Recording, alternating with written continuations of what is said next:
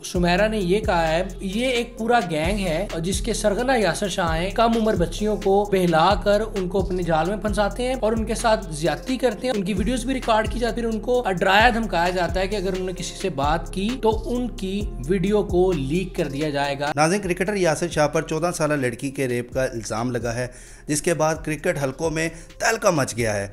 ये केस क्या है, इस पर पीसीबी और यासर शाह का क्या मौक़िफ़ है, आइए तफसीलात जानते हैं नबी रशीद साहब से। अस्सलाम वालेकुम सर। वालेकुम अस्सलाम।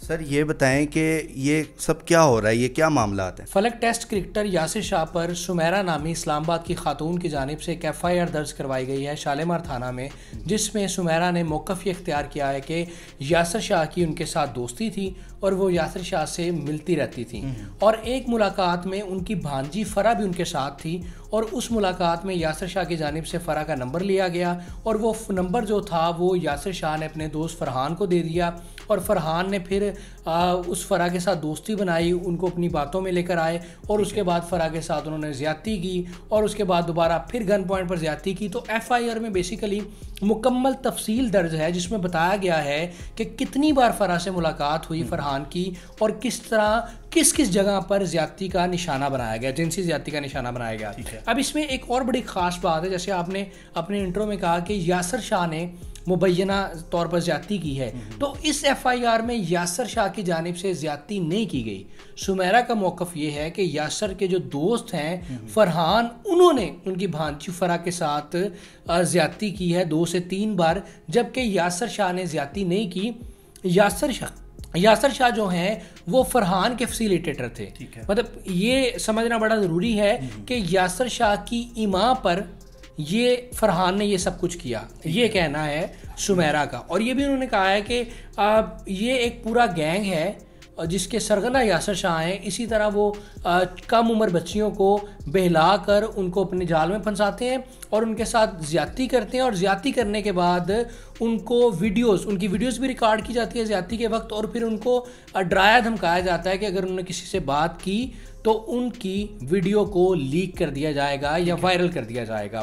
तो इसमें सुमेरा ने मज़ीद तफसील ये बताई है कि जब मुझे मेरी भांजी ने बताया कि इस तरह मेरे साथ ज़्यादती बार बार की जा रही है और फ़रहान मुझे इस तरह ब्लैकमेल कर रहा है, उसके पास मेरी वीडियोज़ हैं और जब मैं उसे कहती हूँ बताने का तो वो कहता है कि अगर तुमने किसी को बताया तो मैं तुम्हें जान से भी मार दूँगा और तुम्हारी वीडियोज़ भी लीक कर दूँगा।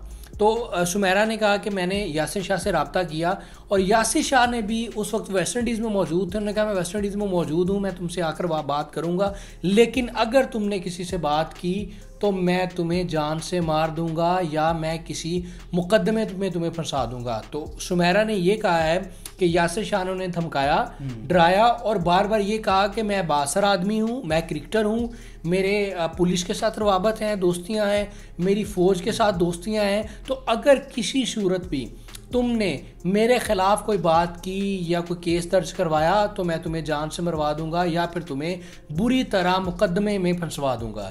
तो ये बेसिकली एक FIR दर्ज हुई है जिसका मतन मैंने आपको बता दिया, जिसका मैंने थीम बता दिया है।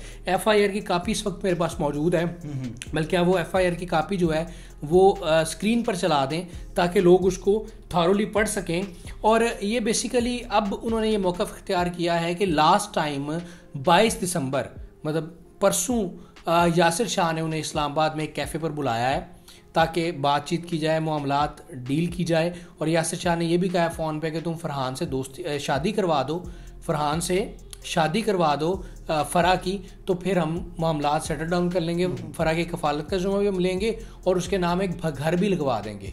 ये आखिरी ऑफ़र की है, लेकिन फ़रा ने इस वक्त इस सारे मामले पर पुलिस से रजू कर लिया है। तो ये बेसिकली एक मामला है जिसमें कतन यासर शाह की जानिब से ज़्यादती नहीं की गई, बल्कि यासर शाह को फैसिलिटेटर शो किया गया है। यासर शाह की इमां पर उनके दोस्त फ़रहान ने ज़्यादती की है, ये कहना है दरख्वास्त गुजार सुमेरा का। ठीक है। अच्छा सर, मैं आपसे ये जानना चाहूँगा, पहले भी हम देखा जाता है कि बाबर आज़म पे भी इल्ज़ामात लगे थे कि वो लड़की थी जो रिकॉर्डिंग भी सुना रही थी बाबर आज़म की। क्या ये क्रिकेटर जब ये क्रिकेटर बन जाते हैं, रंगीनियों में आ जाते हैं, तब इल्ज़ामात क्यों लगने लग जाते हैं इस तरह के? देखिए, बात ये है कि अब तो ये तो बाबर आज़म का एक केस अलग था, ये केस एक बिल्कुल मुख्तलिफ है। अब इसमें अभी तक किसी सूरत भी हम कुछ नहीं कह सकते, क्योंकि अभी तक ना यासिर शाह का मौक़िफ़ सामने आया है, ठीक है, और पुलिस ने इन्वेस्टिगेशन शुरू कर दी गई होगी और यासिर शाह से भी रब्ता किया होगा। ये तो अब वक्त ही बताएगा कि इसका फ़ैसला क्या होता है, क्या ये सच है या झूठ है, या उस खातून की जानिब से सस्ती शोहरत के लिए सारा कुछ किया गया है। लेकिन दूसरी जो आपने सवाल किया कि जैसे क्रिकेटर्स को शोहरत मिलती है, तो डेफिनेट कुछ क्रिकेटर्स होते हैं जो कि रंगीन मिजाज होते हैं, तो उनके वाकई अफेयर्स होते हैं, लेकिन कुछ ख़वातीन ऐसी होती हैं जो कि सस्ती शोहरत के लिए ये सारे इक़दाम उठाती हैं। जैसे कि बाबर आज़म का मामला था, उसमें एकदम वो केस ख़त्म हो गया, उस खातून ने केस वापस ले लिया। अब ये नहीं पता, ये भी कहा जा रहा है कि उसको प्रेशराइज़ किया गया, बाबर आज़म की फैमिली की जानिब से उसे पैसे दिए गए, लेकिन कोई हकीकत सामने नहीं आए। तो इस पर वाकई फॉलो अप करना चाहिए और पता लगना चाहिए था उस केस में भी कि क्या वाकई बाबर आज़म की फैमिली ने प्रेशराइज़ किया या वो खातून जो थी वो झूठी थी। अगर वो खातून झूठी थी और उसने झूठे इल्ज़ामात लगाए थे, उसको संगीन नताइज भुगतने चाहिए थे, उसको सज़ा देनी चाहिए थी, ताकि आइंदा के बाद कोई खातून पाकिस्तान में किसी भी स्टार पर इल्ज़ाम ना लगाए। क्योंकि जब भी इन स्टार्स पर इल्ज़ामात लगते हैं तो वो पाकिस्तान की नहीं बल्कि दुनिया में, वो उन स्टार्स की नहीं बल्कि दुनिया में पाकिस्तान की बेइज्जती होती है। क्योंकि ये स्टार्स जो होते हैं ये पाकिस्तान के सफ़ीर होते हैं, लोग पाकिस्तान को इस वजह से जानते हैं। तो इसलिए ये तो एक टारगेट, ये तो एक प्लान सेट करना पड़ेगा कि जब भी इस तरह का कोई इल्ज़ाम लगता है उसको प्रॉपर इन्वेस्टिगेट किया जाए, उस पर फॉलो अप किया जाए, ताकि पता चल सके कि वो इल्ज़ाम सच था या झूठ था। अगर झूठ हो तो उस इल्ज़ाम लगाने वाले को या लगाने वाली को संगीन नताइज से भुगतना पड़े, ठीक है। और दूसरी जानिब इस केस की अगर बात की जाए तो अभी कुछ भी कहना कबल अज़ वक्त होगा। ये इल्ज़ाम भी हो सकता है उस खातून की जानिब से, पीसीबी का मौक़िफ़ भी सामने आया भी हो सकती है। और पीसीबी की अगर बात की जाए तो पीसीबी का मौक़िफ़ सामने आया है, लेकिन पीसीबी का ये कहना है कि अभी हम इस बारे में कुछ भी नहीं बात करना चाह रहे। यासिर शाह हमारे सेंट्रल कॉन्ट्रैक्ट में थे, हमारे वो मुलाजिम थे, पीसीबी का ये कहना है। और ये एक बड़ा संगीन मामला है जिस पर मजम्मत की जा सकती है, अफसोस का इजहार किया जा सकता है, लेकिन जब तक हम यासिर शाह से बात नहीं करते, चीज़ों को इन्वेस्टिगेट नहीं करते, उस वक्त तक हम कोई स्टेटमेंट नहीं देंगे और कोई भी इल्ज़ाम नहीं लगाएंगे। और उनका भी बेसिकली यही मौक़िफ़ है कि इस बारे में पहले इन्वेस्टिगेट होना चाहिए, उसके बाद फिर यासिर शाह को गिल्टी करना चाहिए। लेकिन यासिर शाह की शोहरत पर एक सवालिया निशान ज़रूर लगा है, क्योंकि उनकी एक तस्वीर भी पार्टी पर एक वायरल हुई थी, वहाँ से भी लोगों ने बहुत सारी क़यासराइयाँ की उनके करैक्टर के बारे में। लेकिन अब ये जो मुकदमा दर्ज हुआ है यासिर शाह के ख़िलाफ़, तो ये एक बड़ी ख़तरनाक पोजीशन है यासिर शाह साहब के बारे में। और अगर इसमें कुछ सदाकत होती है तो उनका करियर जो है वो भी ख़त्म हो सकता है।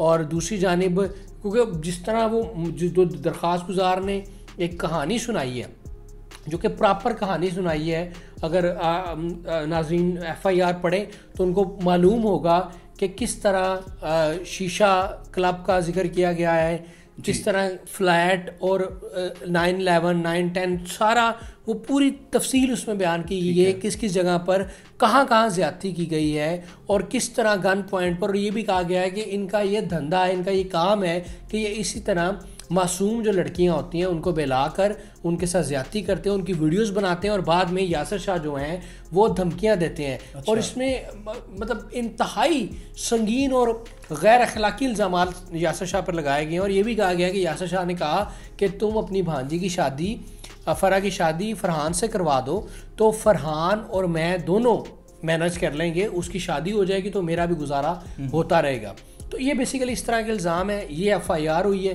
जो मैंने आपको FIR की तफसील सारी बता दी है और PCB का मौक़िफ़ बता दिया है। यासिर शाह का अभी तक कोई मौक़िफ़ नहीं इस पर सामने आया। उसके बाद जो आपने बाबर आज़म इस तरह केसेस की बात की, तो डेफिनेट क्रिकेटर से गलतियां होती हैं, लेकिन सबसे बड़ा जो अलमिया है वो अलमिया ये है कि पाकिस्तान में फॉलो अप नहीं लिया जाता। अच्छा सर, मैं यहाँ से आपकी एक बात काटूंगा, एक बात जानना चाहता हूँ मैं आपसे। गुज़िश्ता रोज़ पहले पास्ट में इमामुल हक की भी वीडियोस वायरल हुई थी, सेल्फीज़ वायरल हुई थी, लड़की के साथ गाड़ी में जा रहे हैं। क्या ये उनका पर्सनल मैटर है? PCB क्यों उनके पर्सनल मैटर में इस तरह बोल सकता है? देखिए, बात ये है कि किसी खातून से तस्वीर वायरल होना, किसी खातून को गाड़ी में बिठा कर लेकर जाना, तो ये तो एक पर्सनल मामला है, ठीक है। इसमें PCB को भी कोई इतराज़ नहीं होता। क्या इमामुल हक की तस्वीरें हैं, उसके बाद उनका करियर ख़त्म हो गया या उन पर पाबंदी लग गई, तो इसका ये मैटर नहीं करता। मैटर ये करता है कि जब कोई खातून ये कहे कि जनाब इस तरह ये बंदा, ये क्रिकेटर जो है वो गैंग चला रहा है या ये क्रिकेटर इस तरह मुबैना तौर पे ज्यादतियाँ करता है, बाद में वीडियोस बनाता है, ब्लैकमेल करता है, ठीक है, ये मैटर करता है। ठीक है। अब आप ट्विटर पे देखें, ट्रेंड बना हुआ है, गैर मुल्की जो लोग हैं वो पोस्ट कर रहे हैं, उससे किसकी बदनामी हो रही है? पाकिस्तान की बदनामी हो रही है, क्योंकि यासिर शाह पाकिस्तान के एम्बेसडर हैं। ठीक है। उन्होंने 48 टेस्ट मैचेस में पाकिस्तान की नुमाइंदगी की है, उन्होंने 250+ विकेटें हासिल की हैं, वो पाकिस्तान का फेस है। तो ये पाकिस्तान की बेसिकली इंसल्ट हो रही है। तो जब इस तरह का मामला होगा उसमें डेफिनेट पीसीबी को भी कूदना चाहिए, इसमें डेफिनेट रियासत को भी नज़र आना चाहिए, एक्टिव होना चाहिए, ताकि पता चल सके कि क्या यासिर शाह ने अगर गलत किया कुछ तो उनको सज़ा मिलनी चाहिए, ताकि आइंदा कोई क्रिकेटर ना करे। और अगर उस खातून की जानिब से झूठे इल्ज़ामात लगाए गए हैं तो उस खातून को इबरत का निशान बनाना चाहिए, उनको ऐसी सज़ा देनी चाहिए ताकि आइंदा के बाद कोई भी खातून उठकर किसी भी पाकिस्तानी स्टार पर इल्ज़ाम ना लगाए। और मैं फिर आपको ये कह रहा हूँ कि ये अलमिया है इस मुल्क का कि हमारे वर्ल्ड क्लास प्लेयर, हमारे कैप्टन बाबर आजम पर एक खातून हुमायजा मुख्तियार की जानिब से इतने संगीन इल्ज़ामात लगाए गए, लेकिन वो केस ख़त्म हो गया, उस खातून ने केस वापस ले लिया, लेकिन इस पर कोई बात नहीं हुई, इसका कोई फॉलो अप नहीं ले सका कि वो उस केस की हकीकत क्या थी, क्या वाकई उस खातून ने झूठे इल्ज़ाम लगाए थे, कि झूठे इल्ज़ाम लगाए थे, उसको क्या सज़ा दी गई, ठीक है, या नहीं दी गई। तो ये चीज़ों का फॉलो अप ज़रूर होना चाहिए। आप इसका एंड क्या देखते हैं?